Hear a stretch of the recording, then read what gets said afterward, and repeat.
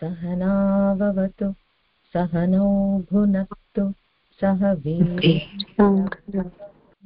तेजस्विनावधीतमस्तु मा विद्विषावहै। ॐ शान्ति शान्ति शान्तिः। हरिः ओं श्री गुरुभ्यो नमः। हरिः ओं। ఓకే, మనము లాస్ట్ క్లాస్ లో ముఖ చంద్ర కళంకాభ మృగనాభి విశేషక అక్కడ వరకు చదువుకున్నాము. నెక్స్ట్ వదన స్మర మాంగళ్య గృహ తోరణ చిల్లిక. మళ్ళీ ఇది 16 అక్షరాలు షోడశాక్షరి నామము. నామంగా చదువుకోవాలి అని అనుకుంటే శ్రీ వదన స్మర మాంగళ్య గృహ తోరణ చిల్లికాయై నమః అని చదువుకుంటాం. ఇక్కడ అమ్మవారు చిదగ్నికుండం నుంచి ఉద్భవించింది. అమ్మవారి ఒక్కొక్కటి వర్ణన చేస్తూ మనకి కిరీటము జుట్టు గురించి మాట్లాడుకున్నాము. ఇప్పుడు ముఖంలోకి ఎంటర్ అయ్యాము. అందులో వదన స్మర మాంగళ్య గృహ తోరణ చిల్లిక అంటే ఏంటంటే, వదనం అంటే ముఖం, మనకందరికీ తెలిసిందే. సో ఇక్కడ డైరెక్ట్ ముఖాన్ని వర్ణిస్తున్నారు. స్మర అంటే మన్మధుడు, మాంగళ్యం అంటే మంగళకరమైనది తెలిసిందే, గృహ తోరణాలంటే అది కూడా అర్థమవుతుంది, చిల్లిక అంటే ఐబ్రోస్. ఓకే, సో అమ్మవారి ముఖం ఎలా ఉంది? మన ఇల్లు మంగళకరంగా మన ఇంట్లో ఏదైనా చేసుకుంటున్నామంటే మామిడాకులు తోరణాలు అవి పెట్టి మన ఇంటిని ఎవరైనా చూస్తే కూడా వీళ్ళ ఇంట్లో ఏదో మంగళకరమైనది జరుగుతోంది అని ఆ తోరణాలను బట్టి తెలిసిపోతుంది. అందుకే మనం ఏదైనా పండగ వచ్చినా లేకపోతే ఇంట్లో ఏదైనా శుభకార్యం చేస్తున్నామంటే ముందు తోరణాలు కట్టి గుమ్మాన్ని కూడా మనం ఇది చేస్తాం. సో ఇప్పుడు ఇక్కడ వదన స్మర మాంగళ్య, స్మర అని ఎందుకన్నారు అని అంటే, మనకి మన్మధుడి కథ తెలుసు కదా. మన్మధుడు శివుడిని పార్వతిని కలపడానికి, శివుడు అంటే ఒక యోగి, ఆయన తలుచుకుంటే ఆయన సంకల్పంతో శక్తినైనా స్వీకరిస్తారు. కానీ అదేదో మన్మధుడు వెళ్ళి ఒక బాణం వేసేస్తే ఆ ప్రేమ పుట్టేస్తుంది అట్లా అనుకుని, అదేదో మన్మధుడు కూడా ఇది అనుకోలేదు. కానీ దేవతలందరూ పాపం వాళ్ళకి తెలిసిన దీంట్లో ఇంకా మన్మధుడు మాత్రమే అది చేయగలడు కనుక మన్మధుడిని పంపించాడు. భయపడుతూనే మొత్తానికి మన్మధుడు బాణం వేశాడు, శివుడు చూశాడు, మొత్తం భస్మం చేసేసాడు, అయిపోయింది. సో అయితే రతీదేవి అమ్మవారి భక్తురాలు. రతీదేవి ఇలా భర్త పోయాడని తెలుసుకొని అమ్మవారినే మళ్ళీ శరణు కోరి ప్రార్థిస్తే అమ్మ ఏం చేసింది, సరే శివుడి ఆజ్ఞని ధిక్కరించి, వాళ్ళిద్దరూ అన్నిట్లో ఒకటే మాటగా ఉంటారు కదా. సో మన్మధుడిని నేను చంపేస్తే నేను బ్రతికిచ్చి అలా కాకుండా అమ్మ ఏం చెప్పిందంటే,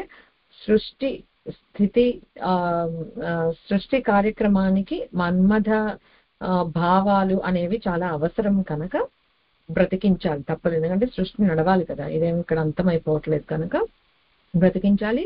అలానే శివుడు ఈ రూపంలో ఉన్న మన్మధుడిని దహించినప్పుడు తిరిగి మళ్ళీ అదే రూపం ఇవ్వకూడదు కనుక అనంగుడు అని అంటారు. అందుకే మన్మధుడిని ఎలా అంటే, మన్మధుడికి ఒక రూపం ఉండదు, అందుకే ఎక్కడైనా ఉండొచ్చు, ఎలా అయినా ఉండొచ్చు, ఒక రూపము ఒక ఐడెంటిఫికేషన్ అని ఉండదు. ఓన్లీ రతీదేవికి మాత్రం, అంటే భార్య కళ్ళకి మాత్రం మంచిగా ఆకారం తీసుకుని కనిపిస్తాడు అనమాట. ఆ మన్మధుడు ఎంతటి అందగాడో.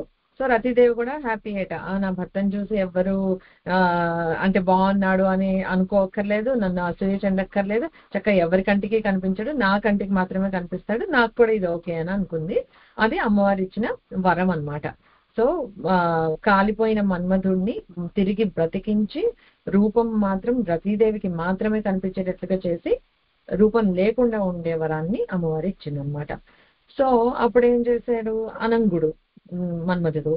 సో అక్కడో ఇక్కడో ఉంటే మళ్ళీ ఎవరో ఇలానే కోపం వచ్చి కాల్ చేస్తే, నన్ను చంపేస్తే ఎందుకు వచ్చింది కూడా రిస్క్ తీసుకోవడం అని చెప్పేసి వెళ్ళి చక్కగా అమ్మవారి ముఖంలోనే తిష్ట వేశాట. అందుకని వదన స్మర అన్నారు. సో అమ్మవారి ముఖంలో ఆ మన్మథ కళ కూడా అలా ఉంది. సో అమ్మవారి ముఖం చాలు శివుడిని ఇది చేయాలంటే, సో దాన్ని కూడా బీట్ చేయలేదు. సో మన్మధుడికి ఎటువంటి వారినన్నా దగ్గర చేయగలిగే శక్తి ఎక్కడి నుంచి వచ్చింది అంటే, ఆయన నివాసం ఉండే ప్లేస్ అలాంటిది. మనం ఒక ప్రెసిడెంట్ వైట్ హౌస్ లో మనం ఉంటున్నాము అంటేనే మనకు ఒక తెలియని రెస్పెక్ట్. అలాగా అమ్మవారి వదనంలో స్థిరంగా ఉంటున్న మన్మధుడికి ఇంకా చేయలేనిది ఏముంది, మన బోటి వాళ్ళందరినీ చాలా ఈజీగా హ్యాండిల్ చేసేయగలుగుతాం. సో వదన స్మరం మాంగళ్యం. సో మన ఒక ఇల్లు ఉంది, మన ఇల్లు ఉంటే మన తోరణాలు ఇలా కట్టుకోవాలని అనుకుంటాము. మరి మన్మధుడు కూడా అలాగే ఆశపడ్డాట. కాకపోతే ఆయన ఇల్లు ఏంటి, అమ్మవారి ముఖం. అమ్మవారి ముఖంలో ఉన్న వాడికి వేరే మంగళ తోరణాలు అక్కర్లేదు, కనుబొమ్మలే అలా ఉన్నాయి అని అనేసారు. సరిపోయింది. సో ఇంకేం లేదు. సో ఇక్కడ చెప్పేది ఏంటంటే అమ్మవారి ఐబ్రోస్ ఇట్లా తోరణాలు కట్టినట్లుగా ఇంటికి ఉన్నాయి, అందంగా కనిపిస్తున్నాయి. అది దీని మీనింగ్. ఓకే, సో ఇంతవరకే చెప్పేసుకొని వదిలేస్తే మనకి అయిపోదు కదా. సో దానికి అంటే ఇప్పుడు మనం గుర్తుంచుకోవాల్సింది ఇలా నుంచి అమ్మ అంత మాంగళ్య స్వరూపము అనేది. ఓకే, అదొకటి తెలుసుకుంటే ఈ సౌందర్య లహరిలో మళ్ళీ ఆదిశంకర్లు ఎలా చెప్పారో కొంచెం చూద్దాం. అగైన్ మళ్ళీ ఇది వసిన్యాది వాగ్దేవతలు కూడా చాలా మంచి కవులు. ఆ కవిత్వం ఒక్కొక్క మాటలో వాళ్ళు తీసుకునే ఉదాహరణను బట్టి దాన్ని బట్టి తెలుస్తుంది. ఇప్పుడు ఇదంతా ఊహే కదా, నిజంగా మన్మధుడు అక్కడ ఉంటాడని కాదు. ఊహ ఎలా చేశారంటే అది మన్మథ గృహము చక్కగా మంగళకరంగా ఉంది, దానికి తోరణాలు వేరే అక్కర్లే. ముఖానికి తోరణాలు అంటే ఏం కడతాం, మళ్ళీ ఈ కనుబొమ్మలే అలా ఉన్నాయి అనేది వాళ్ళు ఊహించి చెప్పారు. సో దానికే ఇన్ ఎడిషన్ అన్నట్లుగా సౌందర్య లహరిలో ఆదిశంకరులు ఇలా చెప్తారనమాట.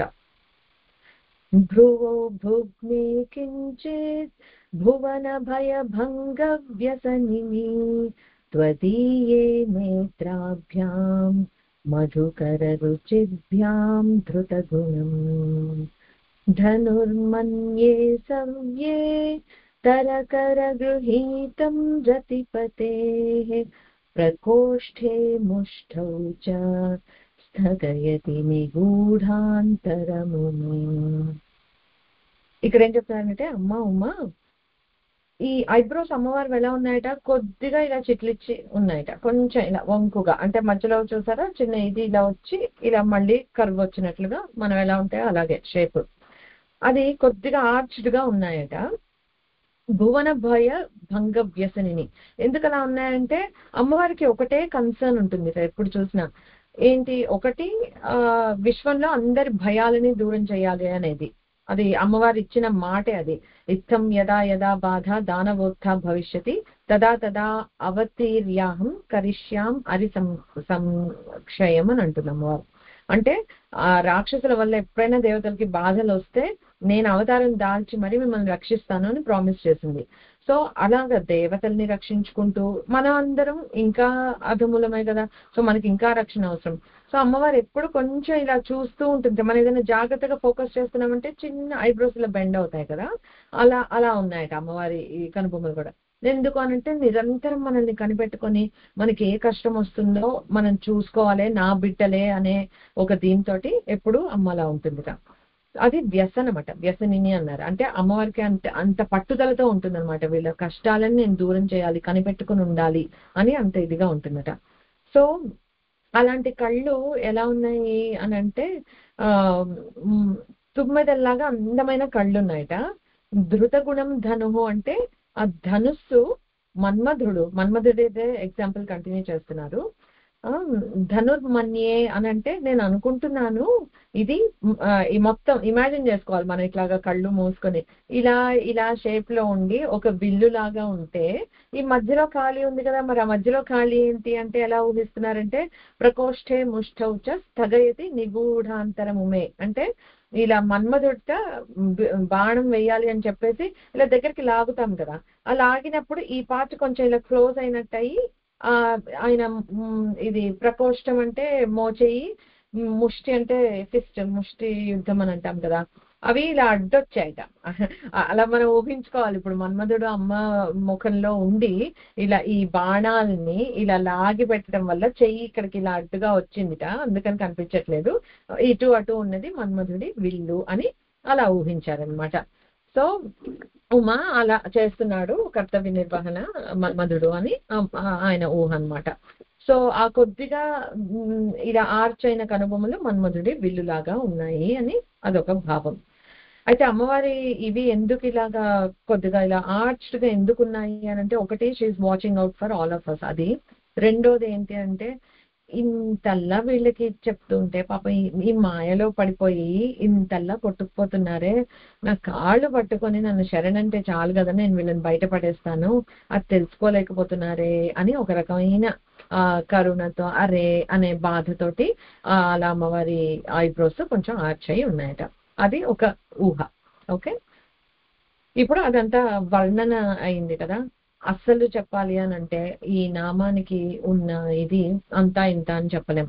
మామూలుగా చూస్తే ఒక స్టోరీ లాగా వింటే ఎంత సింపుల్ గా ఉంది కదా. ఒక మన్మధుడు విల్లుంది, బాణాలు వేస్తున్నాడు, సరదాగా అనుకోవటానికి అదంతా బానే ఉంది. అమ్మ ముఖం మంగళకరం, అంతవరకు బానే ఉంది. కానీ ఈ పర్టికులర్ నామంలో అనే కాదు, మనం మైండ్ లో పెట్టుకోవాల్సింది ఏంటంటే ఇలాంటి వాంగ్మయం ఎక్కడ ఉన్నా కూడా జస్ట్ మాటలు కాదు, లిటరల్ మీనింగ్ అర్థం చేసుకుంటే మనకు అర్థమైనట్లు, అంతకన్నా కాదు. ఉదాహరణగా దీనికి ఎలా చెప్పారంటే, వదనం అంటే వాగ్భవకూటం. మనం ఇప్పటికే చాలాసార్లు చెప్పుకున్నాము, ఇంకా ఎన్నోసార్లు చెప్పుకుంటాం. గుర్తుంచుకోవాలి, అమ్మవారి ముఖాన్ని మనం చూస్తున్నాము అని అంటే అది అమ్మవారి పంచదశి మంత్రంలో ఒక వాగ్భవకూటానికి సంబంధించిన మంత్ర రాశి. అక్కడి నుంచి మధ్య భాగం వేరే మంత్ర బీజాక్షరాల గుంపు. అలా మనం అమ్మవారిని చూడాలన్నమాట, మంత్రమయ స్వరూపం. సో ఈ వాగ్బీజం అంటే ఐం, వదనం అంటే ఇక్కడ వాగ్బీజం అన్నమాట, ఐం. స్మర అంటే అది మన్మధుడు అని చెప్పుకున్నాం కదా, అక్కడ మన్మధ బీజం ఉంది అని, క్లీన్. తర్వాత మాంగళ్యం అంటే సౌభాగ్య బీజం. మనం పంచదశి అంటే కూడా సౌభాగ్య విద్యా పంచదశి అని అంటారు. సౌహు అక్కడ అన్నమాట ఉన్న బీజాక్షరం. తర్వాత గృహ అంటే సంపత్కరమైన బీజం, అంటే శ్రీం అక్కడ ఉంది. తోరణ అంటే హృల్లేఖ, హ్రీం. ఇన్ని ఉన్నాయన్నమాట. అవి ఎట్లా అంటే ఇప్పుడు మనకి ఎవరో పెద్దవాళ్ళు మనకి డీకోడ్ చేసి చెప్పారు కనుక మనకి అర్థమైంది. కొంచెం ఎవరో ఒకళ్ళు మన వరకు ఈ జనరేషన్ వరకు రాగలిగింది కనుక మనకు అర్థమవుతుంది. ఏంటి, ఒక్కొక్క వర్డ్ ని డీకోడ్ చేస్తే వదనం అంటే వదనం అని అనుకుని ముఖం అని చెప్పుకొని మనం వెళ్ళిపోతాం యూజువల్లీ. బట్ దాన్ని అందులో ఒక వాగ్భవ బీజం దాగి ఉంది, అది ఐమ్. సో ఇప్పుడు మనకి తెలియకుండా మనం వదన స్మర మాంగళ్య గృహ తోరణ చిల్లిక అని అంటే ఐంకార, క్లీంకార, సౌకార, శ్రీంకార, హ్రీంకారాలు ఇవన్నీ మనకి తెలియకుండా ఈ మంత్రాలని, ఈ బీజాక్షరాలని మనం ఉచ్చరిస్తున్నాం. ఎప్పుడైనా బీజాక్షరంగా మనం ఉచ్చారణ చెయ్యాలి, జపం చెయ్యాలి అంటే గురుముఖత లేకపోతే మనం చేయకూడదు. నీకు ఇదే మంత్రాన్ని ప్రింట్ చేసి ఎవరైనా ఇచ్చేస్తే మనం చదివితే అది మనకి పనికి రాదు. అది గురుముఖత రావాలి అంటే సంప్రదాయం అలా వచ్చి తీరాల్సిందే. అలా కాకుండా ఎవరన్నా మనం చదువుకోగలిగేది అని అంటే ఇట్లాంటివి హిడెన్ గా ఉండే బీజాక్షరాలు ప్రతి దాంట్లోనూ ఉన్నాయి. ఇప్పుడు దేవి సప్తశక్తి మనం చెప్పుకున్నాం ఆల్రెడీ. అది మొత్తం చూస్తే కథలాగే ఉంటుంది. ఇప్పుడు ఎలా అయితే ఇది మన్మధుడి కథ అని చెప్పామో అలా మొత్తం కథలాగే ఉంటుంది. డీకోడ్ చేస్తూ వెళ్తే ప్రతి అక్షరంలోనూ బీజాక్షరం ఉంది కనుకనే అది ఒక హోమం చేయడానికి అర్హత పొందిన ఒక స్తోత్రం అయింది. సో అది మనం వాల్యూ గ్రహించుకుంటే చాలు. ఇప్పుడు ఏంటంటే ఇట్లాంటివి ప్రతిదానికి ఉన్నాయి అంటే ఓకే, నేను నామపారాయణ చేస్తున్నాను అని అంటే నేను చదువుతున్నది నామాలే కాదు, దాంట్లో ఎన్నో బీజాక్షర శక్తులు ఉన్నాయి. అది ప్రతిది మనం తెలిసే చేయక్కర్లేదు. తెలిసి ముట్టుకున్నా తెలియక ముట్టుకున్నాను, అగ్నిని ముట్టుకుంటే మన ఒళ్ళు కాలుతుంది. అలాగే మనకి రావలసిన ఎఫెక్ట్ ఏదైతే ఉందో అది వచ్చి తీరుతుంది ఆ నమ్మకం మనకు ఉండాలి. అంతేగాని అబ్బా నేను లలితా సహస్రనామం ఇన్నాళ్ళ నుంచి చదువుతున్నాను కానీ నాకు ఒక మంచి గురువు దొరకలేదు, నాకు బీజాక్షరాలు తెలియవు అని ఎవరితోటి కంపేర్ చేసుకోవద్దు. మనకి ఏ టైంలో ఏది ప్రాప్తమో, మనం దేని వల్ల బాగుపడతామో అమ్మవారికి తెలిసినంతగా ఎవ్వరికీ తెలియదు. మనకి రైట్ టైం వస్తే అమ్మవారే మనకి కావాల్సిన విద్యని మనకు అందిస్తుంది. సో ఆ నమ్మకంతో ఉండి మనం ఎప్పుడు ఏది చేస్తున్నా దాన్ని తక్కువ చేసి మాత్రం చూసుకోవద్దు. సాధనలో మనం వేసే ప్రతి అడుగు అమ్మవారిని చేరుస్తుంది. శ్రీమాత అనుకుంటూ కూడా మనం ముక్తిని పొందేయగలుగుతాము. బట్ అండర్స్టాండ్ దట్ ఇంత డెప్త్ ఉంటుందన్నమాట ఒక్కొక్క నామంలో. సో ఈ ఐంకారం అని చెప్పుకున్నాం కదా, ఈ ఐంలో శబ్దశక్తి ఉంటుందిట. క్లీమ్ లో ఆకర్షణ, మ్యాగ్నెటిజం ఉంటుంది. సౌహ్ అంటే విద్యుత్ శక్తి, ఎలక్ట్రిసిటీ. శ్రీం అంటే ఉష్ణత, హీట్. హ్రీం అంటే కాంతి, లైట్. ఈ sound, magnetism, electricity, heat, light ఇవే సృష్టికి కావలసిన శక్తులు. సో ఒక్కొక్క బీజాక్షరానికి మళ్ళీ ఒక శక్తి ఉంటుంది. ఆ శక్తి ఏంటి అంటే ఇలాంటి శక్తి. సో ఇప్పుడు మనకు అర్థమవుతుంది అవే బీజాక్షరాల ఎన్ని అక్షరాలు ఉన్నాయి మనం చదువుకున్న వర్ణమాలలో, వాటిలో నుంచే ఎన్ని కోట్ల మంత్ర రాశులు ఉన్నాయి అన్నా కూడా అవే తిప్పి తిప్పి తిప్పి తిప్పి ఎలా అయితే మనకి ఇప్పుడు కెమిస్ట్రీ చదువుకున్నాం మనం, ఫార్ములా ఈ ముందు రాసి వెనక రాసి అంత కూడా కాంప్లెక్స్ లేకుండా నంబర్స్ ఒకటి తర్వాత సున్నా పెడితే వాల్యూ ఎలా ఉంటుంది, ఒకటికి ముందు జీరో పెడితే ఎలా ఉంటుంది, అలాగా కాంబినేషన్స్ అరేంజ్మెంట్ తోటి ఈ దాని నుంచి వచ్చే ఎనర్జీ మారిపోతూ ఉంటుంది అనమాట. అందుకని ఒక్కొక్క మంత్రాలు, అన్ని మంత్రాలు ఉన్నాయి, ప్రతి మంత్రానికి ఒక శక్తి ఉంది, దానికి ఒక ఉపాస్య అధిదేవతలు ఉంటారు, వాటిలో ఉండే శక్తులు ఇవన్నమాట. సో ఇంత ఈ మంత్ర స్వరూపిణి అమ్మవారు అని చెప్పేది అదొకటి. సో ఇంకోటి ఏం చెప్తారంటే ఇందులో కూడా ఐం క్లీం సౌహ్ అనేవి ఆ 3 వాగ్భవ బీజానికి సంబంధించింది. ఎవరికైనా మంత్రం తెలిస్తే అర్థమవుతుంది ఆ 3 ఉంటాయని. శ్రీం హ్రీం కనుబొమ్మలట. సో మిగతాది అమ్మ ముఖము, శ్రీము హ్రీం 2 కనుబొమ్మలు అని అంటారు. దానికి కూడా వేరే మీనింగ్ ఉంటుంది. నాకు పూర్తిగా తెలియచ్చు, నేను చెప్పను కానీ ఏదో అర్థమవుతుంది చూద్దాం. సో కనుబొమ్మలు అని అంటే మనకి ఇంకొకటి మన వాడుకలో మనం చూసేదంటే కనుబొమ్మలతో శాసిస్తున్నారు, కళ్ళతో శాసిస్తున్నారు అట్లా అంటారు కదా. ఒక కనుబొమ్మ ఇలా ఎగరేసామంటే ఇట్లా ఏదో అయిపోతూ ఉంటాయి, అదొక సైన్ లాంగ్వేజ్ కింద అనుకో. బట్ ఆ కనుబొమ్మల కదలికలతోటి అమ్మవారు లోకాలని పాలిస్తుంది. ఈ మధ్యలో ఎందుకు అని అంటే అందువల్లనే ఈ మధ్యలో ఉండే ప్రదేశాన్ని ఆజ్ఞా చక్రం అంటారు. సో ఆ ఆజ్ఞతోటి అమ్మ సృష్టి అంతా నడిపిస్తుంది అనమాట. మనకి సప్తశతిలో రక్త బీజుడి వధ చేయటానికి అమ్మవారు కాళికా అమ్మవారు ఉద్భవించింది కూడా అమ్మ ఆజ్ఞతోటి, ఆజ్ఞా చక్రం నుంచి వచ్చిన అవతారం కాళికా అమ్మవారు.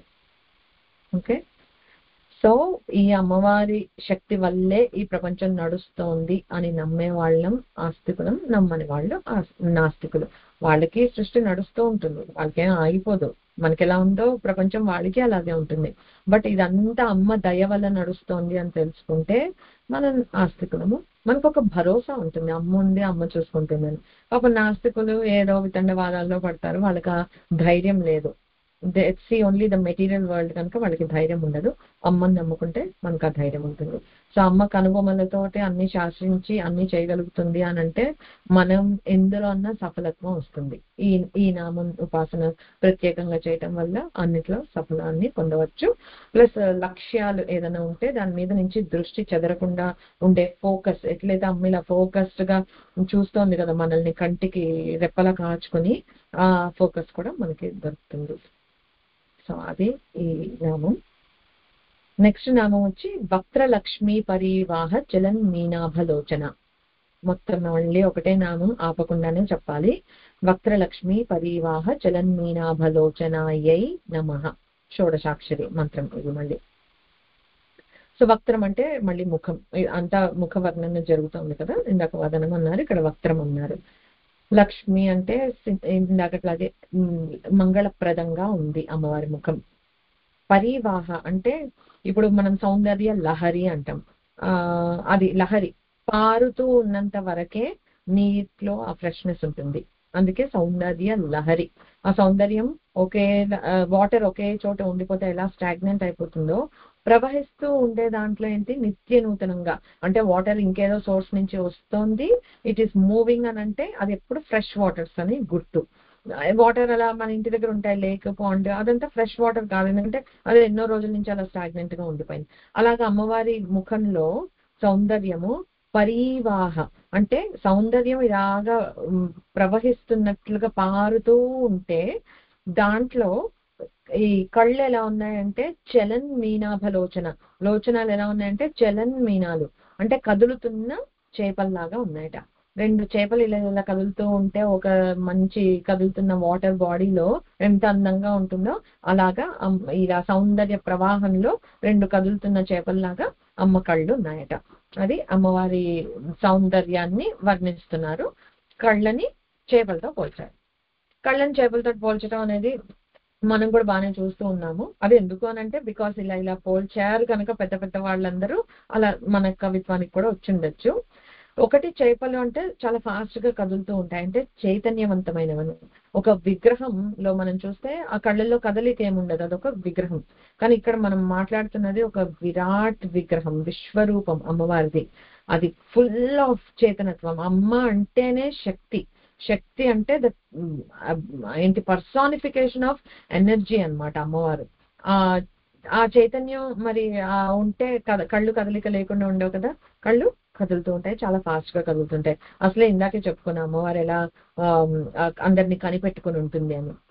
చేపలతో పోల్చడంలో ఇంకొక మీనింగ్ ఏంటి అంటే, దృష్టి మాత్రం చేత పిల్లల్ని పోషిస్తాయి చేపలు. వాటి ఏవో దగ్గర తీసుకుని, వాటికి చేతులు లేవు, కాళ్ళు లేవు, ఏం లేవు, దృష్టితోటి పోషిస్తాయి. అలాగా అమ్మవారు కూడా మనల్ని రావక్కర్లేదు, ముట్టుకోవక్కర్లేదు, పట్టుకోవక్కర్లేదు, లాలించక్కర్లేదు. అమ్మ దృష్టి మన మీద ప్రసరిస్తే చాలు. ఆ దీంట్లో నేను చెప్పడానికి సౌందర్యలహరి శ్లోకాలు ఒక 2-3 రాసుకున్నాను, కానీ ఎన్ని ఉన్నాయంటే అమ్మ దృష్టిని, కళ్ళని వర్ణించేవి చాలా ఉన్నాయి. ఇంకా అవన్నీ ఇక్కడ ఉటంకిస్తూ పోయామంటే ఇది సౌందర్యలహరి సెషన్ అయిపోతుంది అని చెప్పి I'm trying to limit it. కానీ ఒక చంద్రుడి కాంతి లేకపోతే ఒక సూర్యకాంతి, ఇప్పుడు ఒక ఎక్స్ట్రా వస్తువు తెచ్చి నేను పెట్టాను అనుకోండి బయట సన్ కింద, సన్ లైట్ దాని మీద కూడా ఈక్వల్ గానే పడుతుంది. దానివల్ల సూర్యుడికి వచ్చిన నష్టమేం లేదు, దానివల్ల ఎవరికో ఇంకేదో తగ్గిపోయింది లేదు. బట్ ఈ వస్తువు ఏదైతే మనం తెచ్చి పెట్టామో దానికి బెనిఫిట్ అవుతుంది. లేదా మనం బయటకు వెళ్ళాం అనుకో, మన వల్ల వేరే వాళ్ళకి సూర్యకాంతి కొంచెం తగ్గిపోయింది మనం వెళ్ళటం వల్ల అనేది ఏమి ఉండదు, కానీ మనకి బెనిఫిట్ ఉంటుంది. అలాగా అమ్మవారిని ఎలా దండం పెట్టుకుంటారంటే శంకర్లు, నీ కరుణాపూరితమైన దృష్టిని నా మీద కూడా కొంచెం అలా పడని అమ్మా, అదేదో నేను డిజర్వ్ చేస్తానని కాదు, కానీ నీకేం తేడా పడదు కదా, నీ దృష్టి అంతా కరుణ అందరి మీద పడుతోంది, ఆ మధ్యలో నా మీద కూడా కొంచెం ఆయనే అలా అడిగారంటే ఇంకా మనం ఎలా అడగాలి చూసుకోండి. అమ్మ దృష్టి, ఆ కరుణా తరంగితాక్షి అని అమ్మ దృష్టి మన మీద ఇంత లేశ మాత్రం పడినా చాలు, ధన్యత మనకి. సో అలాగా అలాంటి దృష్టితోటి అమ్మ చేపల పిల్లల్ని పోషించినట్లుగా ఈ సృష్టి మొత్తాన్ని అమ్మ పోషిస్తోంది. అండ్ ఇంకా మళ్ళీ మనకి తర్వాత కూడా వస్తుంది, ఉన్మేష నిమిషోత్పన్న విపన్న భువనావళి. అంత కళ్ళు, అమ్మవారి కళ్ళు అంటే తెరిస్తే సృష్టి, మూస్తే ప్రళయం. అందుకే కనురెప్ప వేయకుండా మనల్ని కాచుకుని ఉంటుందన్నమాట అమ్మ. అయితే ఈ నామంలో వశిన్యాది వాగ్దేవతలు 2 కళ్ళు చేపల్లా తిరుగుతున్నాయని చెప్పేశారు, అక్కడ ఊరుకున్నారు కదా. కానీ మనకి సప్తశతిలో నారాయణీ స్తోత్రంలో ఎలా చెప్తారు, ఏతత్తే వదనం సౌమ్యం లోచనత్రయ భూషితం పాతున సర్వభూతేభ్యః కాత్యాయని నమోస్తుతే. కాత్యాయని అమ్మవారి ఇది చెప్తున్నారు, ఏమంటే అమ్మవారి వదనం సౌమ్యంగా ఉండి లోచనత్రయం 3 కళ్ళతోటి భాసిస్తూ వెలిగిపోతూ ఉందట. అలాగా అందరినీ రక్షిస్తోందిట, 3 కళ్ళతో చూసుకుంటూ రక్షిస్తోందిట. లోచనత్రయం అనేది ముగ్గురికి చెప్తారు మనకి, అమ్మవారికి, శివుడికి, గణపతికి, అంతే. ఇంకే దేవతకి వర్ణనలోనూ 3 కళ్ళు అనేది చెప్పాల. ఇది రూప సామ్యం అన్నమాట. ముగ్గురు ఇది షేర్ చేసుకుంటారు, ఆ క్వాలిటీ, ఆ క్యారెక్టరిస్టిక్ ని వీళ్ళ ముగ్గురే షేర్ చేసుకుంటారు, శివ, శక్తి, గణపతి. సో ఇక్కడ అగైన్ కొన్ని అదే సరదాగా సౌందర్యలహరిలో కొన్ని చూద్దాం మ్యాపింగ్ అని అనుకున్నాం కదా. ఒక శ్లోకం ఏంటంటే, అహస్యూతే సవ్యం తవ నయనమర్కాత్మకతయా ప్రియా మాం వామంతే సృజతి రజనీనాయకతయ తృతీయా తే దృష్టిః దరదళిత హేమాంబుజరుచిః సమాధత్తే సంధ్యాం దివస నిశయోరంతరచరీ. అగైన్ ఇది ఎందుకు కోట్ చేయాలి అని అనుకున్నానంటే, 2 కళ్ళు చెప్పుకుని వదిలేస్తే అసలు అమ్మవారిది తృప్తిగా అనిపించలేదు అనమాట, అందుకని.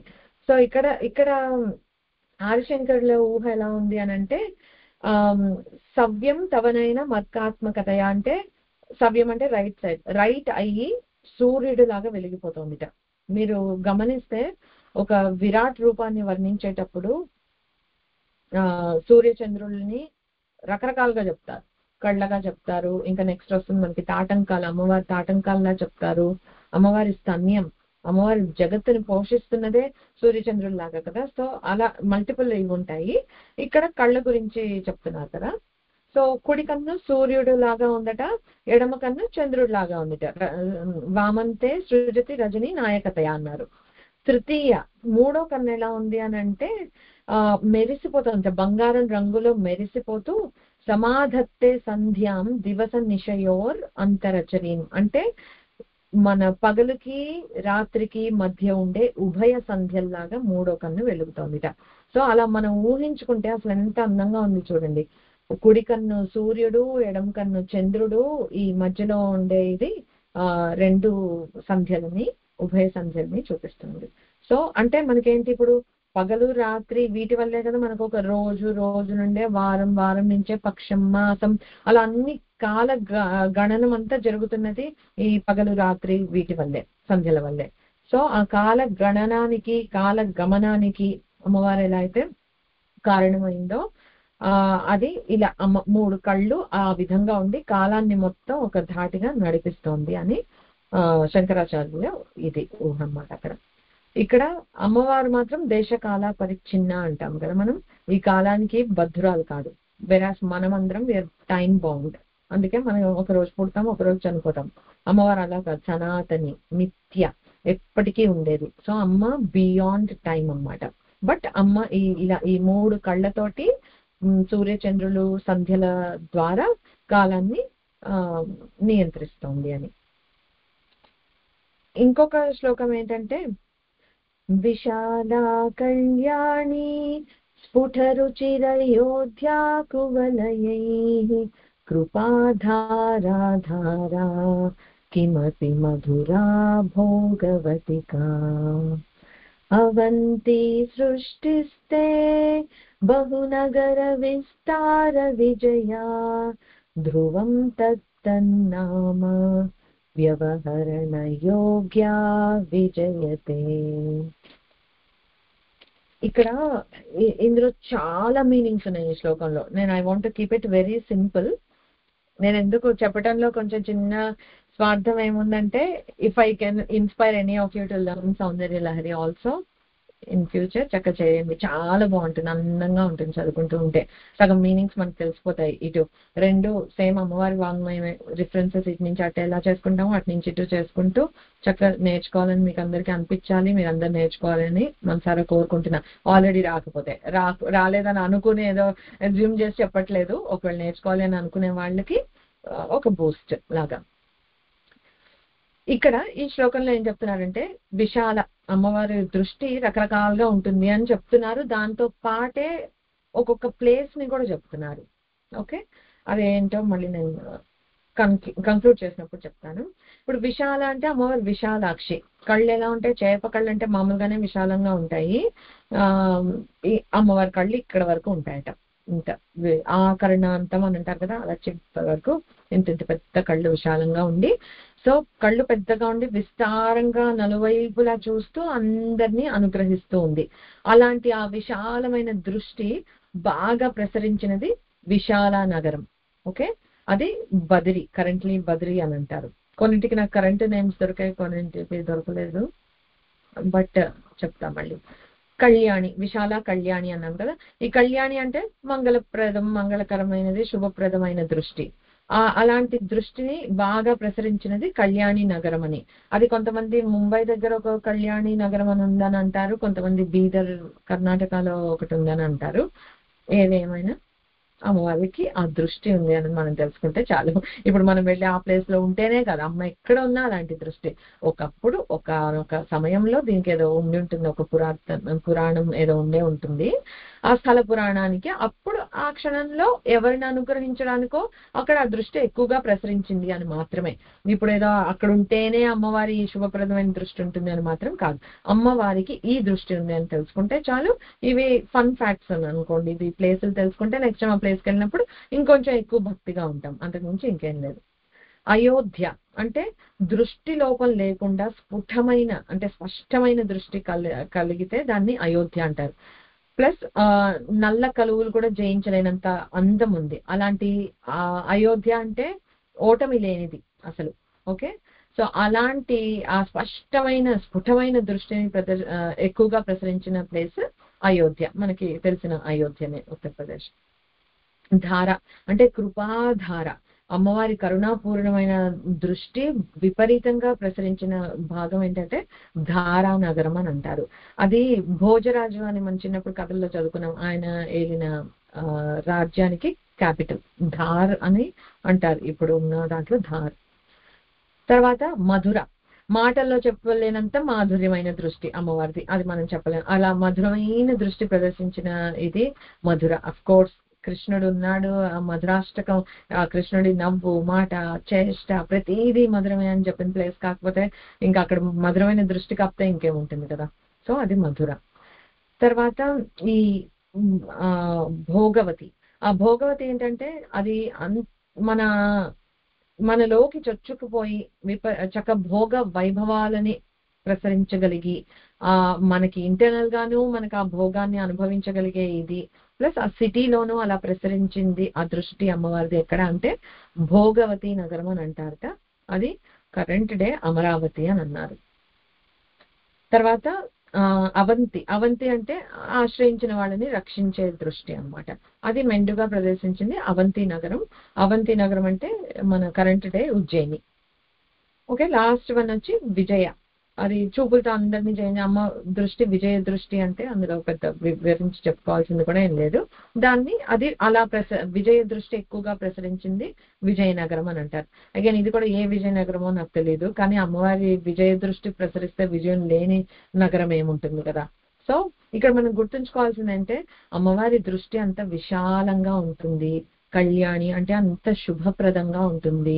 అయోధ్య అంటే అంత స్ఫుటంగా ఒక ఓటమి లేకుండా స్పష్టంగా ఉంటుంది. కృప, అమ్మవారి దృష్టి ఎంతో కరుణతో నిండి ఉంటుంది, మధురంగా ఉంటుంది. తర్వాత భోగభాగ్యాలను ఇచ్చేదిగా ఉంటుంది. తర్వాత ఆశ్రయం ఇచ్చేదిగా ఉంటుంది. తర్వాత విజయాన్ని ఇచ్చేదిగా ఉంటుంది. మనం అవి తెలుసుకుంటే చాలు. ఈ cities additional knowledge, so interest ఉంటే ఇంకా రీసెర్చ్ చేయండి. బట్ ఇవి సౌందర్య లహరిలో ఆదిశంకరులు చెప్పిన ఇన్ని పురులు ఉన్నాయి. పురి అంటే సిటీ, ఇన్ని పురులు ఆయన చెప్పారు. మనకి మోక్షపురులు అని కొన్ని ఉన్నాయి, దానికి వేరే శ్లోకం ఉంది. అందులో కొన్ని కవర్ అవుతున్నాయి, అన్ని లేవు. But I just got curious and compare చేశాను అనమాట. అదేంటంటే అయోధ్య మథుర మాయా కాశీ కాంచీ అవంతిక పురి ద్వారవతి చైవ సప్తైతే మోక్షదాయకాః. ఇప్పుడు కాశ్యాంతు మరణం ముక్తి అని అంటారు కదా, అలాగా ఈ సప్తపురులలో ఎక్కడ మన ఆఖరి శ్వాస వదిలినా కూడా మనకి మళ్ళీ పుట్టడం అనేది ఉండదు. మోక్షదాయకమైన ప్రదేశాలు అని అంటారు. అవేంటి ఈ శ్లోకంలో చెప్పింది? అయోధ్య, మథుర, మాయా. మాయా మనకి పైన చెప్పిన దాంట్లో రాలేదు. మాయా అంటే హరిద్వార్, కాశీ, కాంచి, అవంతిక అంటే ఉజ్జయిని నక్షత్రం ఉజ్జయిని క్షేత్రం. తర్వాత పురి ద్వారవతి అంటే ద్వారక. సో అయోధ్య, మథుర, హరిద్వార్, కాశీ, కాంచి, ఉజ్జయిని, ద్వారక, ఈ సప్తపురులు మోక్షపురి అని అంటారు. మోక్షం డైరెక్ట్ గా దొరికేస్తుందిట. సో అక్కడికి వెళ్ళి అక్కడ చనిపోవాలి అని ప్లాన్ వేసుకొని వెళ్ళకూడదు ఎప్పుడైనా సరే. అదే అంటారు యూజువల్లీ ఎట్లా అక్కడ చనిపోతే మోక్ష అంటే అన్ని చట్ట పెట్టుకొని అన్ని చేసుకొని నేను ఎప్పుడో రిటైర్ అయిపోయిన తర్వాత కాటికి కాలు చాచాక ఇంకా అక్కడికి వెళ్తా, ఎలాగూ చావు ఇన్ఎవిటబుల్, నేను అవాయిడ్ చేయలేను కనుక లెట్ మీ గో, అక్కడికి వెళ్ళి అక్కడే ప్రాణం పోతే మోక్షం వచ్చేస్తుంది కదా. అది కాదు, అలా క్వాలిఫై కాదు. అలా నిజంగా అలా అయిన పక్షంలో ఏమవుతుంది అంటే మళ్ళీ మనం జన్మ తీసుకొని ఆ ప్రదేశంలోనే పుట్టి అక్కడే పెరుగుతూ కొంచెం ఆ పుణ్యం ఉంటుంది. ఆ పుణ్యం అనేది మాత్రం తప్పకుండా ఉంటుంది. అయితే మోక్షం ఫస్టే వచ్చేస్తుందా అంటే అలా కాదు. ఎప్పుడైనా అట్లాంటి క్షేత్రాలకి వెళ్ళాలి మనం ఉండాలి అని అనుకుంటే నేను అక్కడికి వెళ్ళి ఉంటాను, నేను అక్కడికి వెళ్ళి పోతాను అని అనుకుని వెళ్ళకూడదు. నేను అక్కడికి వెళ్ళి ఉంటాను, అక్కడ నా సాధనని ఇంకా తీవ్రతరం చేసుకుంటాను అలా అనుకుని ఆ సంకల్పంతో చేసుకుని వెళ్ళాలి.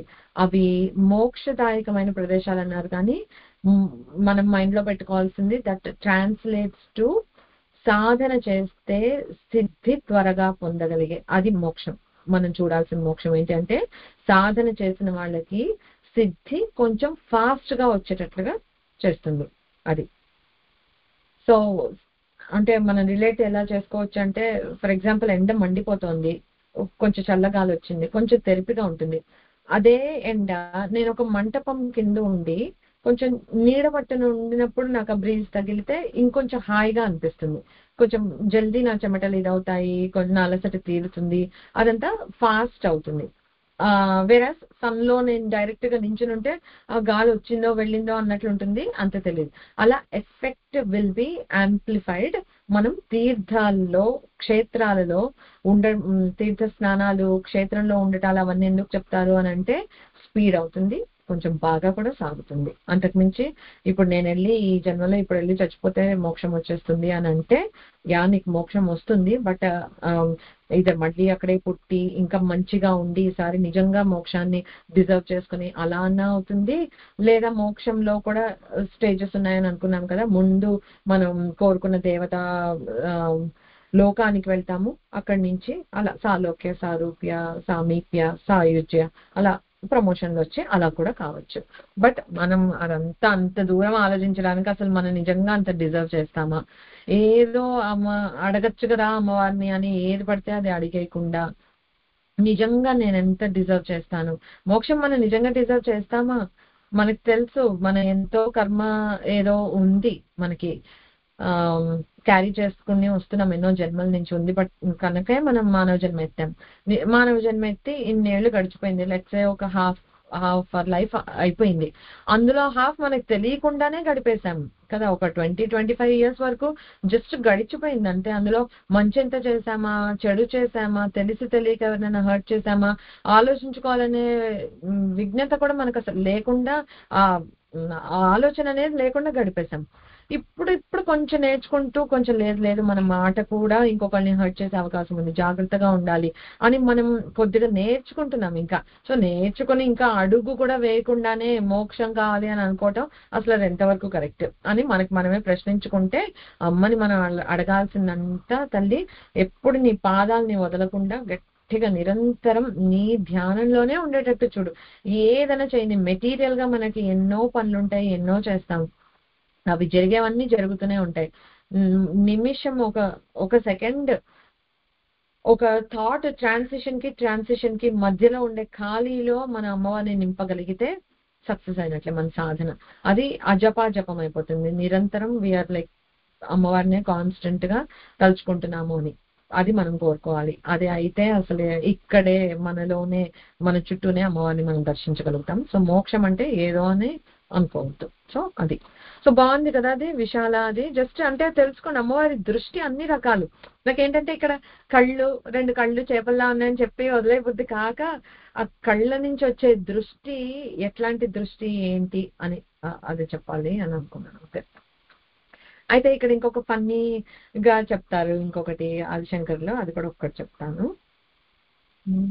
కవీనాం సందర్భ స్తవకమకరందైకరసికం కటాక్ష వ్యాక్షేప భ్రమర కలభౌ కర్ణయుగలం అముంచంతౌ దృష్ట్యా తవ నవరసాస్వాదతరళౌ అసూయా సంసర్గా అళికనయనం కించితరుణం.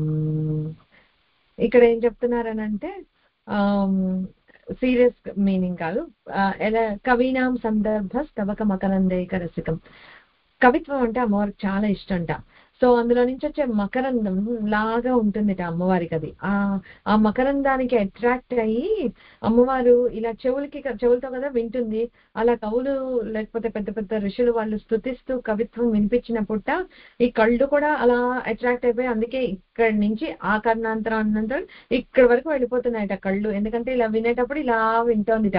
అంటే ఊహించుకోండి అసలు అమ్మవారు ఇంత పెద్ద కళ్ళు ఇలా చేసి ఇక్కడ వరకు వెళ్ళి ఇక్కడ వినిపిస్తున్నవి వింటోందిట, అందంగా ఆస్వాదిస్తోందిట. కటాక్షం అంటే ఇలా సైడ్ కి చూసేదాన్ని కటాక్షం అంటారు. సో అలా చేస్తూ ఎలా అయితే భ్రమరాలు మకరందాన్ని ఆస్వాదించడానికి అయితే పువ్వుల వైపు వెళ్తాయో, అలాగే ఈ నల్ల తుమ్మెదల్లాగా ఉన్న కళ్ళు చెవులకేసి వెళ్తున్నాయట. తర్వాత అదేమన్నారంటే ఈ అళికనయనం కించితరుణం. సో ఇలా ఈ రెండు కళ్ళు ఇటు నుంచి వినిపిస్తుంటే ఇటు వెళ్తున్నాయట, ఇటు నుంచి వెళ్తున్నాయట, నల్ల కళ్ళు వల్ల ఉన్నాయట, మెరిసిపోతున్నాయట.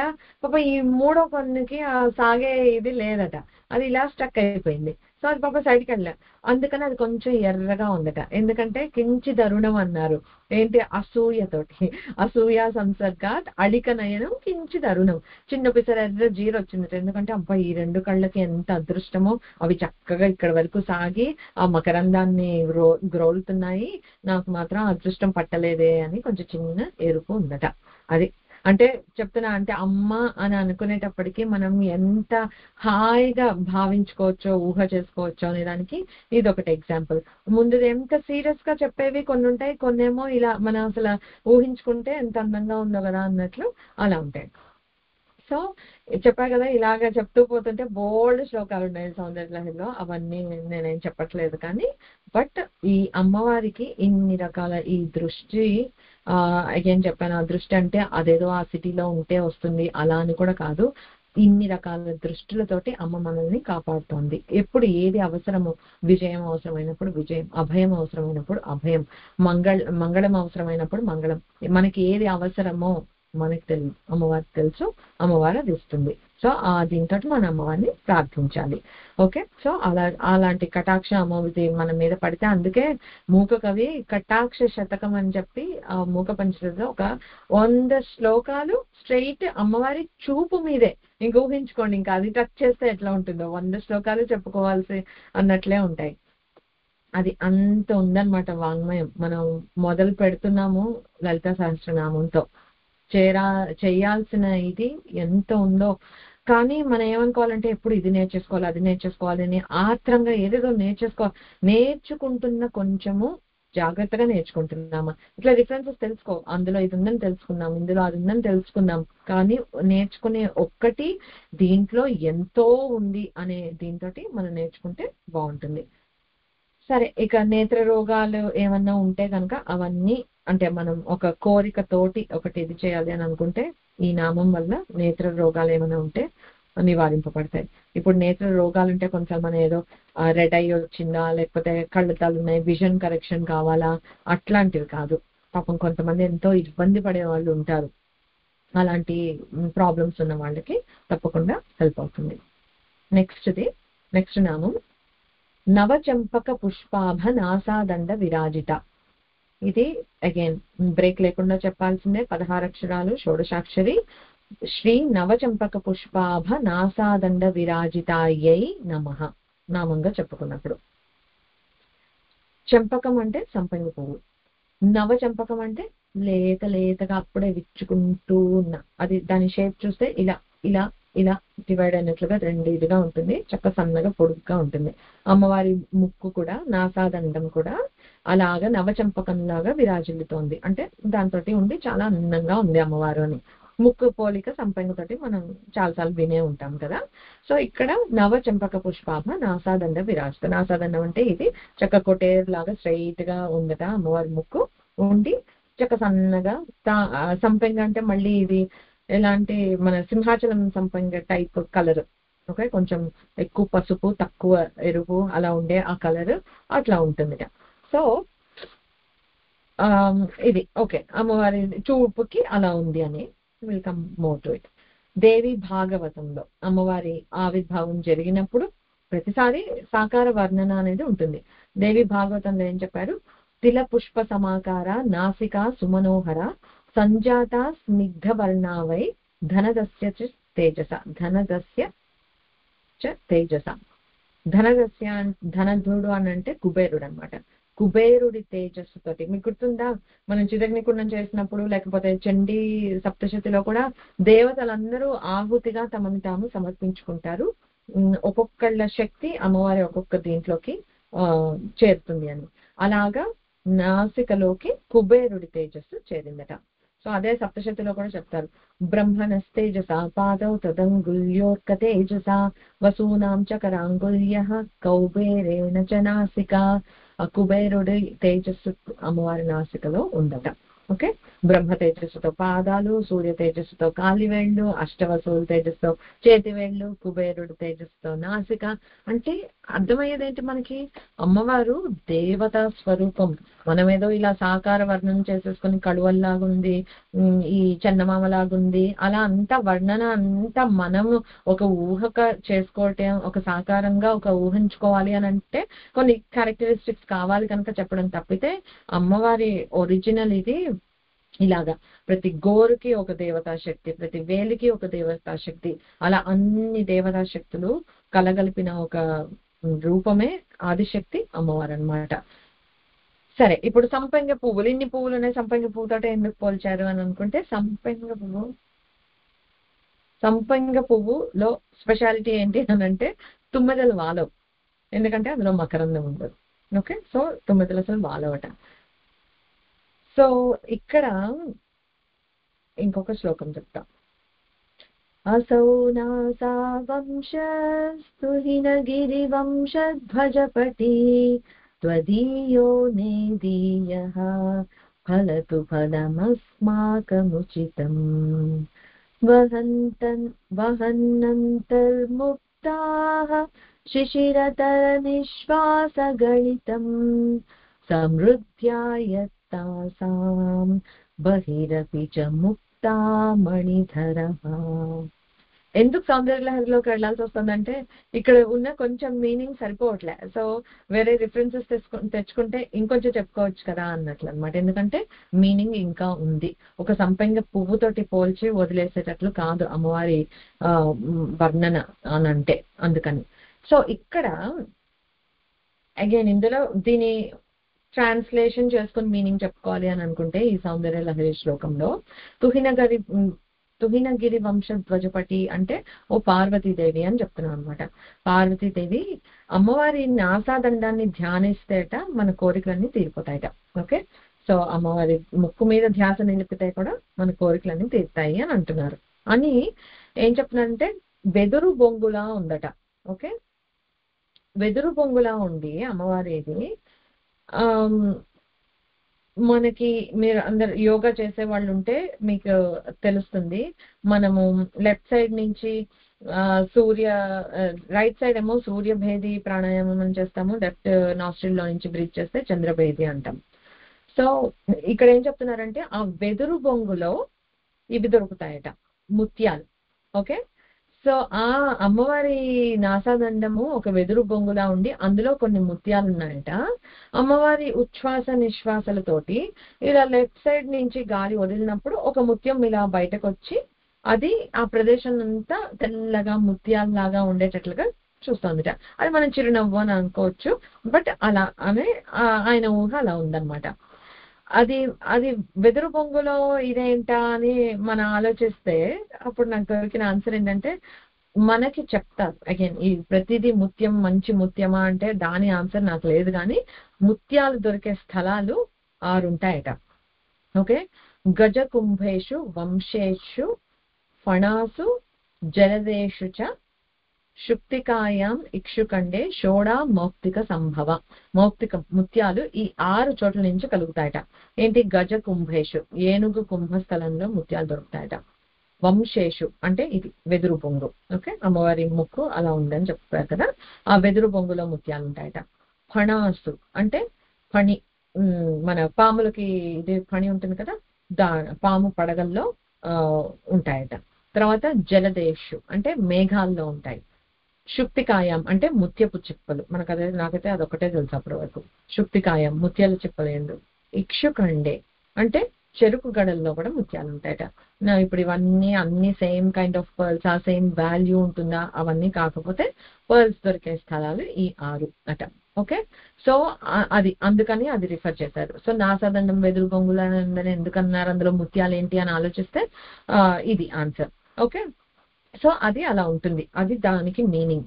కానీ మనం ఇంకొక మీనింగ్ ఎలా తీసుకోవాలి అని అంటే ఇందులో తుమ్మెదలతో పోల్చారు కదా. ఇందులో ఈ తుమ్మెదలు అంటే షట్పది అంటారు తుమ్మెదల్ని. షట్పది అని మనకి అప్లై చేసుకోవాలి అంటే ఏంటంటే పంచేంద్రియాలతోటి మనస్సు కలిస్తే దాన్ని షట్పది అంటారు. ఓకే, దిస్ విల్ డిటర్మిన్ మనం ఏం చేస్తున్నాం, ఎట్లా చేస్తున్నాం, ఎంత అంటుకుని ఉంటున్నాము అలాంటివి అనేది. కానీ ఎవరి మీదైతే ఈ తుమ్మెదల ప్రభావం ఉండదో, అంటే సంపెంగ మీద తుమ్మెదలు వాలవని చెప్పుకున్నాం కదా, సో అలాంటి తుమ్మెదలు ఈ షట్పది దేని మీద అయితే వాలకుండా ఉంటుందో ఎవరి మీద, సో వాళ్ళు అంటే ఈ అమ్మవారిని నా సదండం మీద సంపెంగ పువ్వులా భావించి మనం అలా చేసుకుంటే ఎవరి మీద ఈ తుమ్మెదల ప్రభావం పనిచేయదో వాళ్ళని ముక్తులు. ఇక్కడ ముక్త మణిధర అంటే మనం ఏం చెప్పుకున్నాం, ముక్త అంటే ముత్యాలు అదొకటి. ఇంకొక మీనింగ్ ఎలా చెప్పుకోవచ్చు అంటే ముక్తులు, ముక్తి పొందిన వాళ్ళు అంటే యోగులు. వాళ్ళకి ఏది అంటట్లేదు అనమాట, ఈ పంచేంద్రియాలు మనస్సు నడపట్లేదు వాళ్ళని. అంటే పంచతన్మాత్ర సాయిక అమ్మవారికి అప్పచెప్పేశారు వాళ్ళ పంచేంద్రియాలని పంచేంద్రియాలని మనస్సుని. అందుకని వాళ్ళు ముక్తి చెందినట్లే. ఇంకా సర్వస్య శరణాగతి అని అనుకుని అమ్మవారిని చేరిన వాళ్లే ముక్తులు. ఇంకేమి ముక్తి అంటే ఇంకేదో కాదు, వాళ్ళు మణులుగా ప్రకాశిస్తారు. అలా మణులుగా ప్రకాశించే వాళ్లే అమ్మవారి భక్తులు. సో అది అనదర్ మీనింగ్ ఆఫ్ ఇది.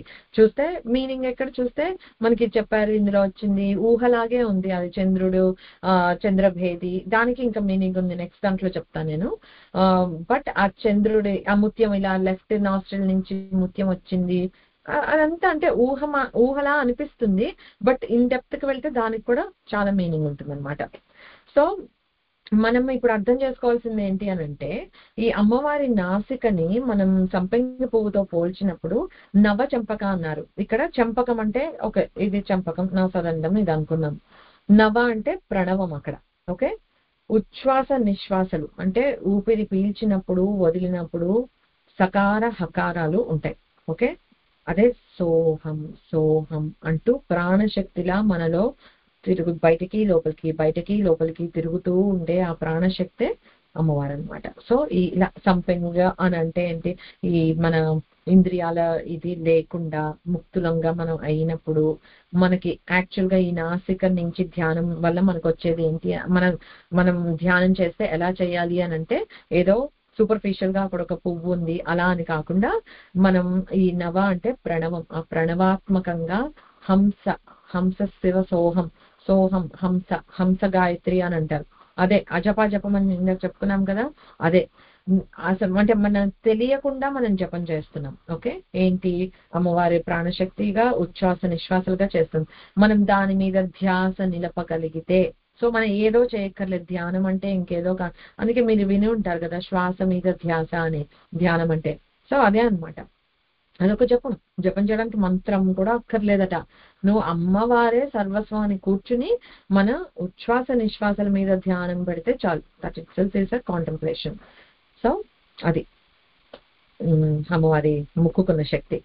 సో ఓకే, మెటీరియల్ గా అని అనుకుంటే పోనీ ఏమైనా ముక్కుకి సంబంధించినవి, బ్రీతింగ్ కి సంబంధించినవి, ప్రాణశక్తి కదా, ఆస్తమా అలా ఉండి లేకపోతే ఎలర్జీస్ అట్లాంటివి ఉండే వాళ్ళు ఈ నామం ఆ సంకల్పంతో చేసుకుంటే దానికి కూడా డెఫినెట్లీ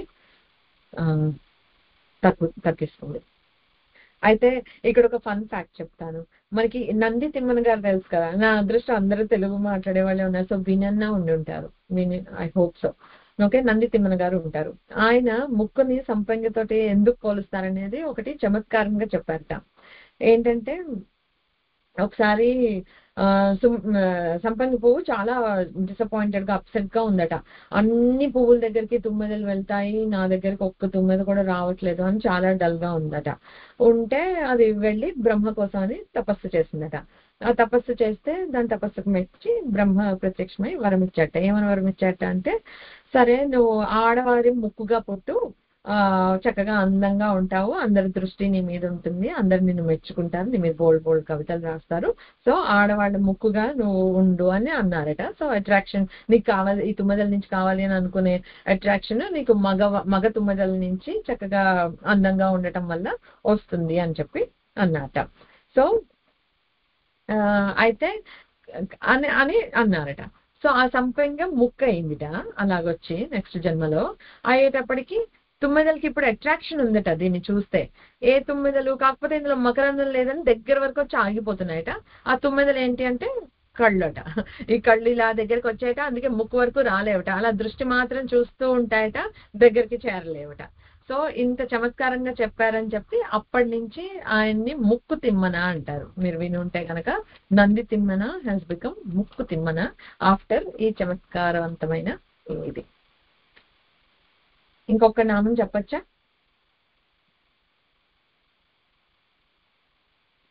తప్పకుండా అండి. తప్పకుండా. తారాకాంతి తిరస్కారి నాసాభరణ భాసుర. ఇది కూడా మళ్ళీ షోడశాక్షరి. శ్రీ తారాకాంతి తిరస్కారి నాసాభరణ భాసురాయై నమః అని నమస్కారం చేసుకోవాలి. అయితే ఇక్కడ ఏం చెప్తున్నారు? తారాకాంతి తిరస్కారి. తారాకాంతి అంటే నక్షత్రాల యొక్క కాంతులని తిరస్కరించే విధంగా నాసాభరణ భాసుర, అమ్మవారి నాసాభరణాలు అంతలా మెరిసిపోతున్నాయట. ఏంటి అంటే ఈ అమ్మవారి నాసాభరణాన్ని పక్కన పెడితే ఈ తారలు అంటే నక్షత్రాల యొక్క మెరుపు నథింగ్, వెలవెలపోతుందిట. అలా ఉన్నాయట అమ్మవారి నాసాభరణాలు. ఓకే, సో ఒకటి అలౌకికమైనది ఒకటి వర్ణించాలి అని అంటే కష్టం. పాపం వశిన్యాది వాగ్దేవతల కన్నా ఏదన్నా వాళ్ళు చెప్పబోవచ్చు, కానీ మనలాంటి వాళ్ళు మనం అవన్నీ చూడలేదు కదా, మనకు తెలియదు కదా.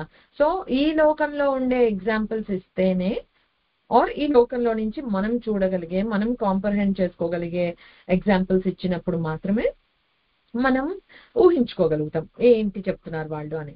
సో ఇక్కడ ఏం చెప్తున్నారు? తారలు మనకు కనిపిస్తాయి, నక్షత్రాలని మనం చూడగలుగుతాం. బట్ ఒక నక్షత్ర కాంతి మనకి రావడానికి కొన్ని లక్షల లైట్ ఇయర్స్ తీసుకుంటుంది. ఎంతో దూరంలో ఉన్నాయి. అంత దూరంలో ఉంటేనే మనకి ఇంకా చిన్నగా చమక్ చమక్ అని మెరుస్తూ కనిపిస్తాయి. ఒక నైట్ మంచి డార్క్ స్కై మీద వెళ్ళి చూస్తే పొల్యూషన్ లేకుండా ఉంటే చక్క మెరుపులు మెరుస్తూ ఎంత అందంగా ఉంటాయి. ఏంటి అంత దూరం ఉంటే ఇమాజిన్ అసలు యాక్చువల్ మెరుపు అంటే వాటి ఎలా ఉంటుందో. మనం అంత దూరం వెళ్ళలేము, చూడలేము. కానీ అమ్మవారి నాసాభరణాల ముందు అవి కూడా దిగదుడిపోయాయి అని అంటారు.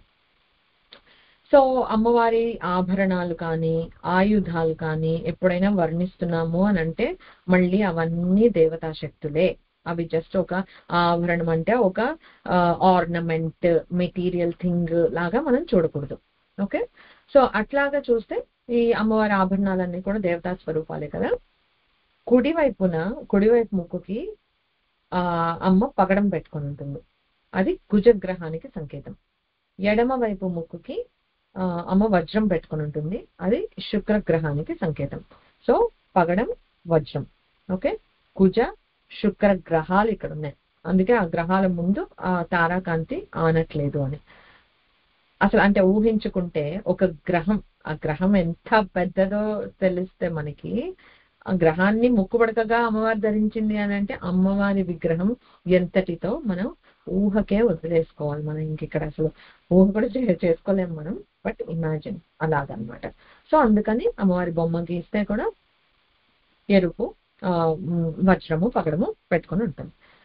ఈ కుజగ్రహం అంటే ఏంటి? మార్స్. ఓకే, శుక్రగ్రహం అంటే వీనస్.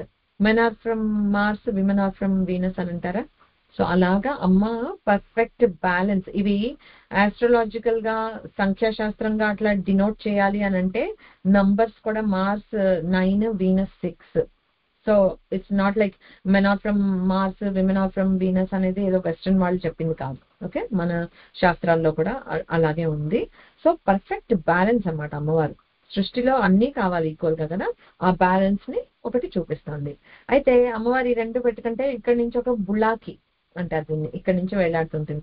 ఆ బుళాకీకి ఇక్కడ ఇలా వేలాడుతూ ఒక చిన్న ముత్యం ఉందట. ఓకే, దాన్నే నాసాగ్రే నవమౌక్తికం అని అంటారు. ఎవరికంటారు? కృష్ణుడికి. అమ్మవారికి కూడా నాసాగ్రే నవమౌక్తికమే. ఓకే, కృష్ణుడికి అమ్మవారికి తేడా లేనే లేదు. కృష్ణుడు చేసేదంతా మాయ. ఆ మాయతోటి చేసినట్లే అమ్మవారు కూడా బలాదాకృష్య మోహాయ, అమ్మవారు కూడా అదే మాయాశక్తి. ఆ మాయాశక్తితోటే మనల్ని అందరినీ కట్టి పెడుతోంది. సో ఇద్దరికి తేడా లేదు, జస్ట్ అవతారము చెప్పుకోవటానికి మనకి అలా డిఫరెన్స్ తప్పితే ఇద్దరు తత్వం ఒకటే అన్నమాట.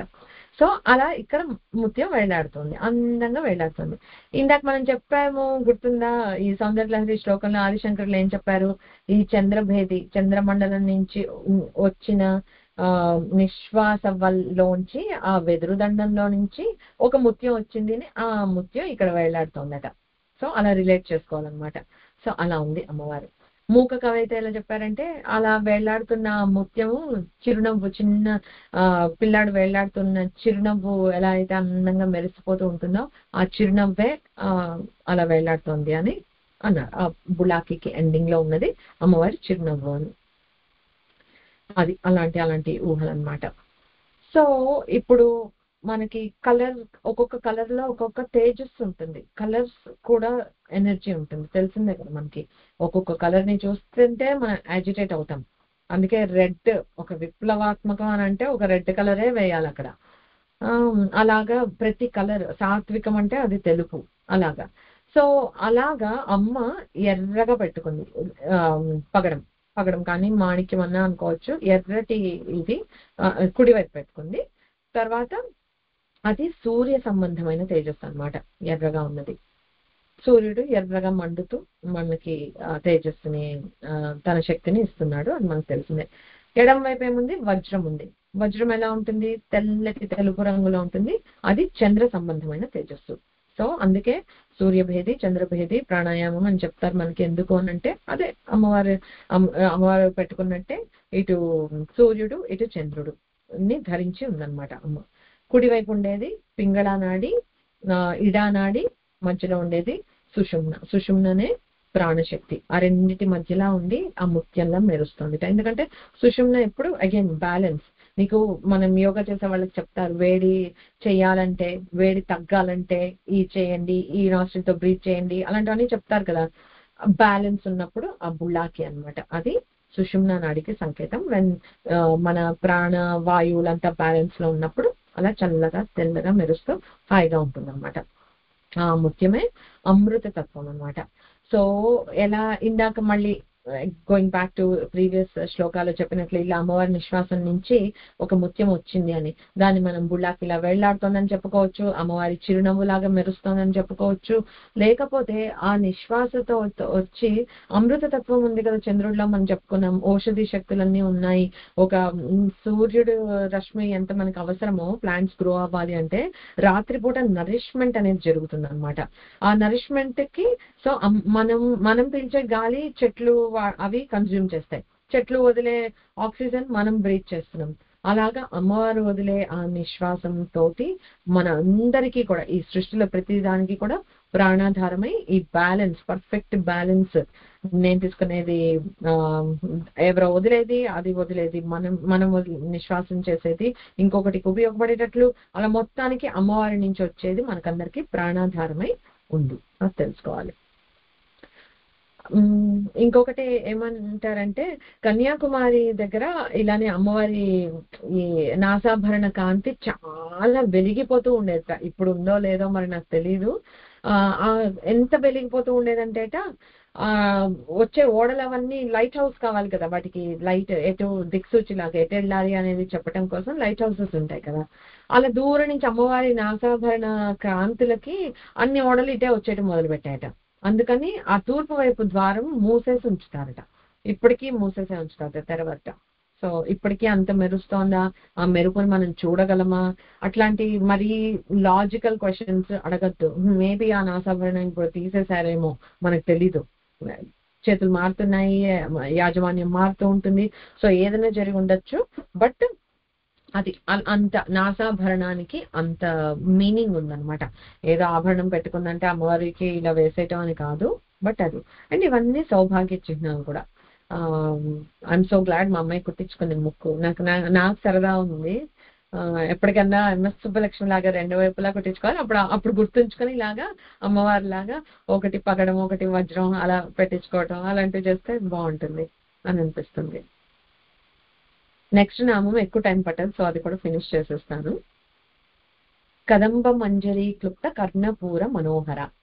ఇది కూడా మళ్ళీ సేమ్ 16 అక్షరాల షోడశాక్షరి. శ్రీ కదంబ మంజరీకృత కర్ణపూర మనోహరాయై నమః. ఇక్కడ కదంబ పువ్వులు అంటే కడిమి పువ్వులు అని చెప్పుకున్నాం కదా. మంజరి అంటే గుత్తులు అన్నమాట.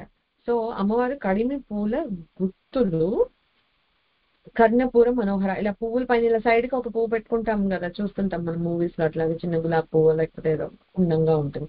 అలాగా అమ్మవారు పువ్వుల గుత్తులు పెట్టుకుంది. ఆ పువ్వే ఒక్కొక్కటి ఎంత పెద్దగా ఉంటే మళ్ళీ అలాంటి పువ్వులు గుత్తులు పెట్టుకుందంటే అగైన్ అమ్మవారు ఎంత విశాలంగా ఉందో, కర్ణం ఎంత ప్లేస్ ఉందో ఊహించుకోవచ్చు మనం. సో అట్లా పెట్టుకుని ఉందన్నమాట అమ్మ. అమ్మవారి చెట్లు ఉంటాయి కదా, కొన్ని లక్ష్మీప్రదమైన చెట్లు ఉంటాయి కొన్ని. అందులో రావి, తులసి, కడిమి, మారేడు మెయిన్ గా చెప్తారు.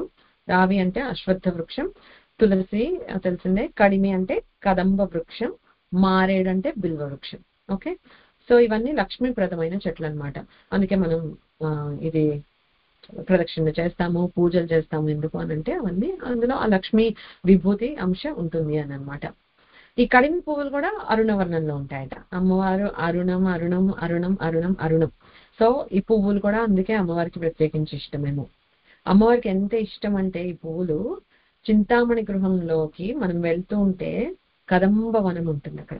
ఓకే, అంటే ఈ కదంబ పుష్పాల వనాలే అన్నమాట. ఏకంగా మనకి నామాల్లోనే మళ్ళీ వస్తుంది, మహాపద్మాటవీ సంస్థ కదంబ వనవాసిని. అమ్మవారు ఆ కదంబ వనంలో నివసిస్తూ ఉంటుంది అని.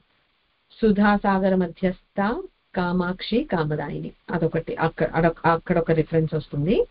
నెక్స్ట్ కామ్య కామకళారూప కదంబ పుష్పప్రియ, అక్కడ మళ్ళీ ఇంకొకసారి అంటే అన్నిసార్లు రిపీట్ అయింది చూడండి. కదంబం అంత ప్రీతి అన్నమాట అమ్మవారికి. లేకపోతే వశిన్యాది వాగ్దేవతలు అన్నిసార్లు చెప్పాల్సిన అవసరమే ఉంది. వనంలో ఉంది అంటే ఇష్టం కనుకే ఉంది అని సరిపెట్టుకోవచ్చు. పదే పదే చెప్తున్నారు అని అంటే అంత ప్రీతి పాత్రమైనది అన్నమాట. సో ఈ చింతామణి గృహము, ఈ కదంబ వనము ఇవన్నీ చెప్పినప్పుడు కాళిదాసుని స్మరించుకోవాలి మనం. మాతా మరకత శ్యామ మాతంగి మదశాలిని కుర్యాత్ కటాక్షం కళ్యాణి కదంబ వనవాసిని. కాళిదాసు స్టోరీ మనకు తెలిసిందే కదా. అంటే ఊరాదు అలాంటి మనిషి.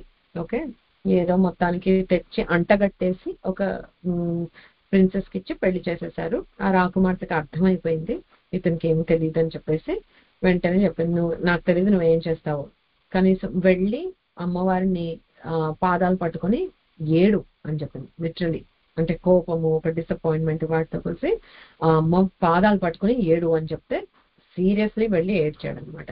సో మనకి ఏం చెప్తారంటే కనీసం పూజ చేత కాదు, నా మంత్రం నో యంత్రం మనకి అవి ఏమి చేత కాదు, ఏమి తెలియనప్పుడు కనీసం అమ్మా నువ్వు కావాలి అని ఏడవటం అన్నా చేత కావాలంట. ఆ మనస్ఫూర్తిగా ఏడవగలగటం లేదు. మనకి చాలా ప్రెజుడీస్లు, ప్రైడ్లు అమ్మవారి దగ్గర కూడా ఉంటుంటాయి. లేదు, నిజంగా మనసు విప్పి అమ్మ నిజంగా నాకు ఏమి చేత కాదు, నీ అనుగ్రహం లేకపోతే నేను ఏమి చేయలేను అని చెప్పి ఆ ఏడుపు ఏదో నలుగురు దగ్గర ఏడ్చి సింపతి సీకింగ్ గా, మనకి ఏదైనా కష్టం వస్తే 10 మందికి చెప్పుకుని వాళ్ళు అయ్యో అంటే అదొక కైండ్ ఆఫ్ ఏమంటాము, ఒక రకమైన అపీస్మెంట్ అన్నమాట మనకి. అది దానివల్ల మనకి తగ్గేది లేదు, ఏమీ లేదు, కానీ అదో తృప్తి టైప్ లో అన్నమాట. అలా వద్దు. నిజంగా మనకి లైఫ్ లో కష్టం అనేది ఉంటే ఏడిస్తే అమ్మ కాళ్ళు పట్టుకుని ఏడవాలి. ఎందుకంటే she's the only one who is capable of changing our fate, మార్చగలిగేది. నువ్వు వేరే ఎవరి దగ్గరైనా ఏడ్చినా మహా అయితే ఎంపథైజ్ చేయగలుగుతారు, మహా అయితే సూదింగ్ వర్డ్స్ ఏమైనా చెప్పగలుగుతారు, మహా అయితే ధైర్యం ఇవ్వగలుగుతారు. అవన్నీ కూడదు కాదు అని అనట్లేదు, మనము హ్యూమనే. సో మనకి కావాల్సి ఉంటుంది అలాంటి సపోర్ట్ కూడా. బట్ బెస్ట్ అదే ఏడుపుని కొంతమంది అడ్వాంటేజ్ గా తీసుకునే వాళ్ళు ఉంటారు, కొంతమంది లోకు కట్టే వాళ్ళు ఉంటారు. ఏమో ఎవరెలా తీసుకుంటారో మనకు అవన్నీ తెలియదు. అవన్నీ ఆలోచించాల్సినంత అవసరం కూడా మనకి లేదు. చక్కగా అమ్మ పాదాలు పట్టుకుని తనివి తీరా ఏడ్చినంత తృప్తి, తేలికతనం వేరే ఉండదు. సో అదొకటి గుర్తుపెట్టుకోండి. సో అలాగా కాళిదాస్ అలా ఏడిస్తే ఏకంగా ఎలా అంటే ఏరియల్ వ్యూ, ఇలా నువ్వు పైకి వెళ్ళిపోతే పైనుంచి నువ్వు మణిద్వీపాన్ని చూస్తే ఎలా ఉంటుంది, ఇలా జిమ్మని తీసుకొని వెళ్ళి హెలికాప్టర్ ఎక్కడ ల్యాండ్ అయింది అని అంటే ఆ కదంబ వనంలో శ్యామల అమ్మవారి రూపంలో దర్శనం ఇచ్చేసింది జస్ట్ ఏడ్చినందుకు. అది అనన్య శరణాగతిలో ఉండే బ్యూటీ ఏంటి అంటే అనుగ్రహం కూడా అంతే క్విక్ గా వస్తుంది. సో అది కదంబ మంజరి క్లుప్త కర్ణపూర మనోహర అంటే బేసిక్ మీనింగ్ ఏంటి అంటే అమ్మవారు అలా పువ్వుల్ని ఇది పెట్టుకుంది అని. ఆ కదంబ వనాలంటే ఏంటి అవన్నీ ఇంకా వస్తాయి నామాలు కనుక మనం అక్కడ చెప్పుకున్నాం. ప్రస్తుతానికి ఇక్కడ విల్ కంక్లూడ్ ద క్లాస్. ఓం పూర్ణమదః పూర్ణమిదం పూర్ణాత్ పూర్ణముదచ్యతే పూర్ణస్య పూర్ణమాదాయ పూర్ణమేవావశిష్యతే. ఓం శాంతి శాంతి శాంతిః. హరి ఓం శ్రీ గురుభ్యో నమః. హరి ఓం.